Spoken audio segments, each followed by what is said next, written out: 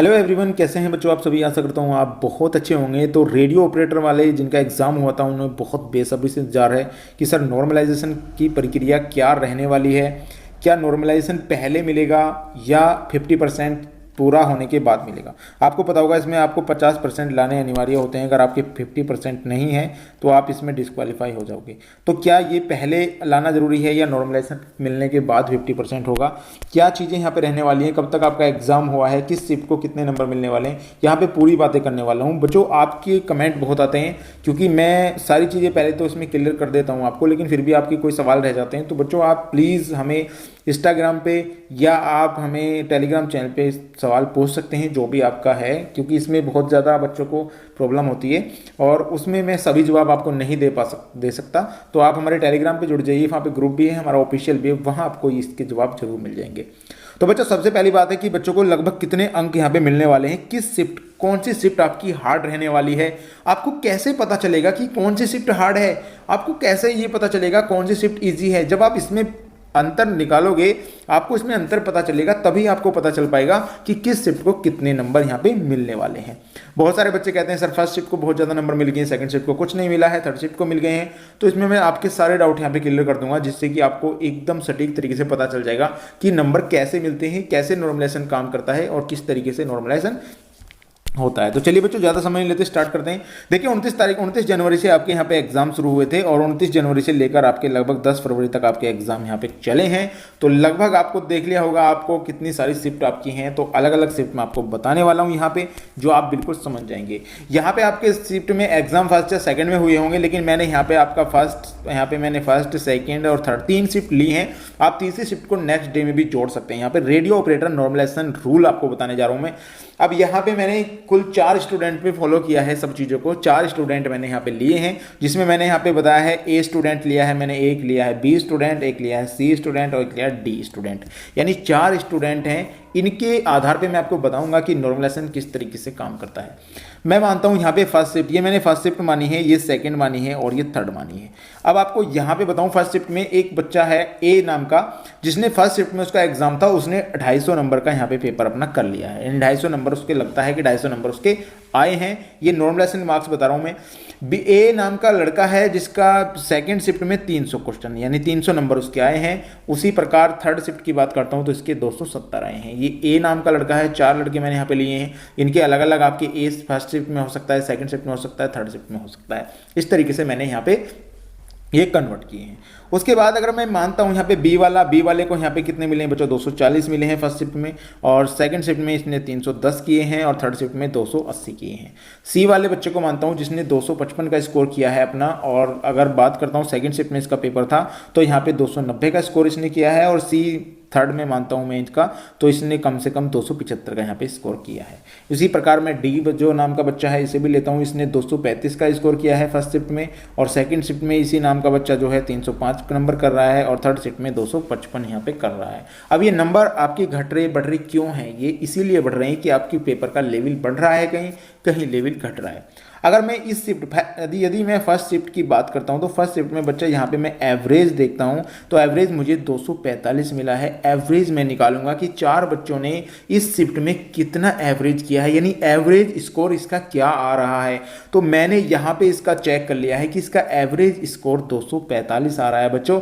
245 में यहाँ पे छोड़ता हूँ, फिर मैं देखता हूँ सेकंड शिफ्ट में बच्चों का क्या एवरेज है। तो सेकंड शिफ्ट में मैंने बच्चों का एवरेज देखा, टोटल को जोड़ के 4 से डिवाइड किया तो मुझे पता चल गया कि एवरेज बच्चा यहाँ पे 301.25 क्वेश्चन यहाँ पे यानी नंबर यहाँ पे लेकर आ रहा है। यानी सेकंड शिफ्ट का एनालिसिस जब मैंने किया तो मुझे पता चला एवरेज बच्चे के इतने स्कोर यहाँ पे आ रहा है। उसी तरीके से मैंने एवरेज थर्ड शिफ्ट का निकाला तो यहाँ पे एवरेज बच्चे का हिसाब जो मैंने जोड़ा है वो 270 आ रहा है, यानी प्रति बच्चा जो है एवरेज के हिसाब से 270 यहाँ पे आपका निकल के आ रहा है। इस चीज़ से ही आप अगली चीज़ को समझ पाएंगे बच्चा। यदि आपको इसमें कहीं भी थोड़ी सी भी प्रॉब्लम है तो उसको बिल्कुल आप दोबारा से वीडियो को देखिए जाकर, और आप समझिए यहाँ पे किस तरीके से नॉर्मलाइजेशन काम कर रहा है। अब यहाँ से ये चीज़ आपको पता चल गई कि फर्स्ट सेकंड थर्ड शिफ्ट में कितने हैं। अब बहुत सारे बच्चों का सवाल ये भी होगा सर 2 शिफ्ट में पेपर हुआ था।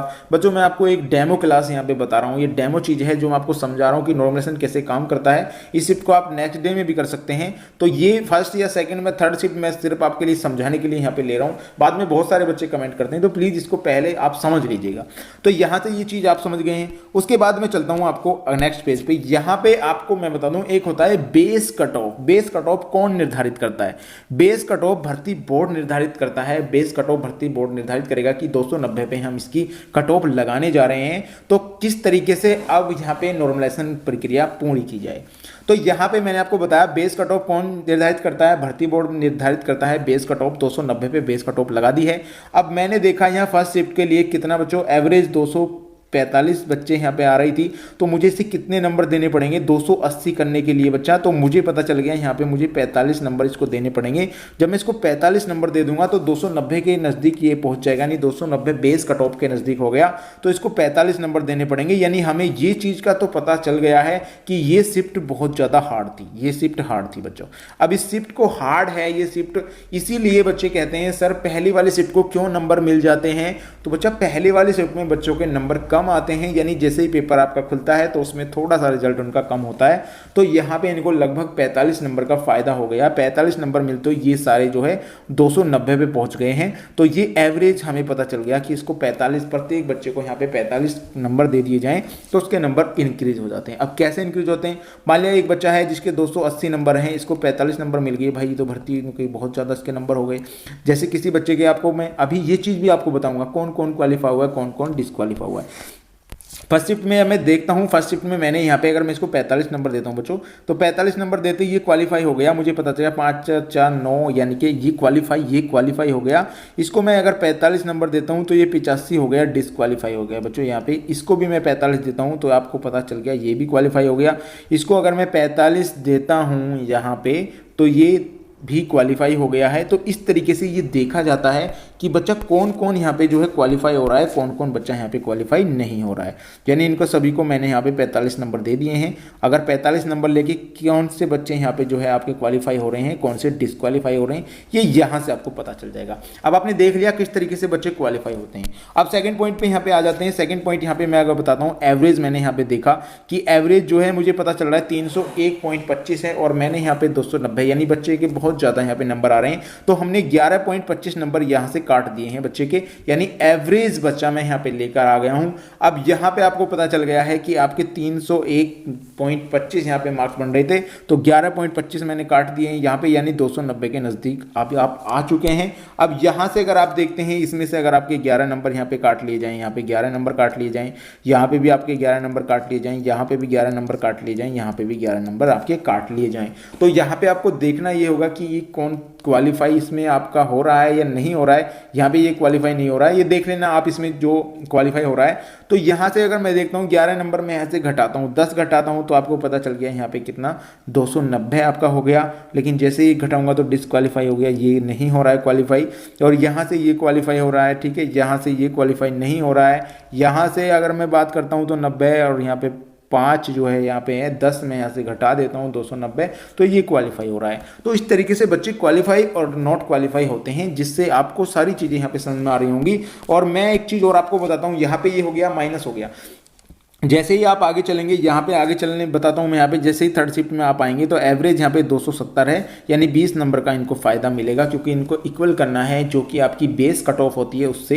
तो बेस कट ऑफ आपको पता चल गया होगा। अब बेस कट ऑफ यहाँ पे प्लस 20 नंबर दिए गए हैं इनको, यानी तभी तो ये 290 होंगे, 200 मिलते ही 20 नंबर। अब यहाँ पे थर्ड शिफ्ट में कितने बच्चे ऐसे हैं जो यहाँ पे क्वालिफाई कर रहे हैं? अब यहाँ पे 20 नंबर अगर मैं इसको दे देता हूँ, यहाँ पे 20 नंबर दिया मैंने इसको, तो यहाँ पे पक्का ये क्वालिफाई हो गया बच्चों यहाँ।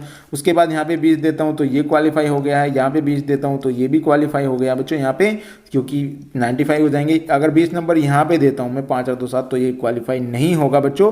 तो इस तरीके से ये नॉर्मलाइजेशन काम करता है, जिसमें इसमें सारी चीज़ें आपको मैंने जो एक एक पॉइंट बताया है कि कब नंबर आपके कटते हैं, कब आपके बढ़ते हैं, ये चीज़ें आपको समझ में आ गई होंगी। तो यहाँ से ये नंबर कटने का मेथड यही था कि आपकी बेस कट ऑफ से ज़्यादा बच्चों के ज़्यादा नंबर आ रहे हैं, तो इसलिए यहाँ पे निगेटिव कर दिया जाता है। और इसमें निगेटिव मार्किंग नहीं थी एग्जाम में, इसीलिए आपको यहाँ पे ये, अब यहाँ से ये 20 नंबर इसको दिए गए। तो इस तरीके से आपके नंबर बढ़ने हैं बच्चों। जिन बच्चों को प्रॉब्लम है इस चीज़ में, अभी और भी ज़्यादा प्रॉब्लम है, तो एक वीडियो हमारी दिल्ली पुलिस से रिलेटेड चैनल पे जाके देख लीजिएगा, पड़ी हुई है, उससे आपको पता चल जाएगा नॉर्मलाइजेशन मार्क्स किस तरीके से आते हैं। और जैसे ही इसकी आंसर की आएगी बच्चों, वैसे ही मैं आपको बता दूंगा कि किस तरीके से आपके जो है नॉर्मलाइजेशन अलग अलग शिफ्ट का मिलने वाला है। अभी तो मैंने आपको सिर्फ एक चीज़ बताई है इसमें किस तरीके से नॉर्मलाइजेशन होता है, कैसे एक बेस कट ऑफ मानी जाती है, उसी के आधार पर आपको नॉर्मलाइजेशन दिया जाता है बच्चों। तो बच्चों आशा करता हूँ वीडियो आपको पसंद आई होगी। अगर वीडियो पसंद आई है तो प्लीज़ वीडियो को लाइक और चैनल को सब्सक्राइब जरूर कर दीजिएगा। तो मिलता हूँ गाइस नेक्स्ट वीडियो में, तब तक के लिए गुड बाय।